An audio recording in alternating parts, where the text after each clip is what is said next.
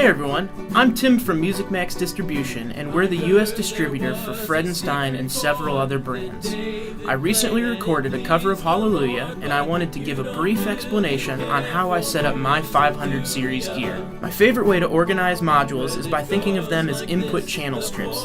I find myself using them this way most often, but you can always use XLR patch cables in the back for custom routing. I chose the Bento 6DS for my chassis because it offers digital internal routing and is a bit more portable than the larger 10-slot versions. This works well for me and also helps keep my project studio tidy since it requires less cables. In this case, I'm treating the whole unit as 3 distinct input paths. The first preamp is an HDMI Cree, and it's routed to the F603A EQ on its right. The next preamp is the F601A, which is routed to the Artistic Comp Plus. Last, we have the Artistic Mic Cree going into the Artistic Leveler. The EQ and compressors here can all be bypassed easily if you don't want to affect the preamp signal. The HDMI Cree is one of my favorites because of its incredible bandwidth.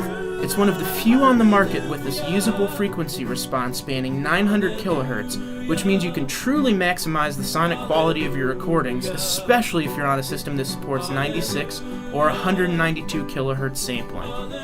The F601A is another great option. It features Lundahl transformers on both the input and output that can be switched on or off. Though they create subtle changes, you can use it to really dial in a sound. Finally, I consider the Artistic Mic Cree and the rest of the Artistic line to be workhorses. The Mic Cree uses Fredenstein's own discrete OPA2 op-amp and also has a pad, polarity, and low impedance switch. All features you'd expect on a professional preamp, but with an affordable price tag.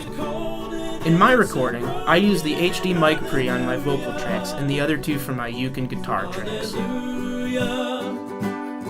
Hallelujah, hallelujah, hallelujah.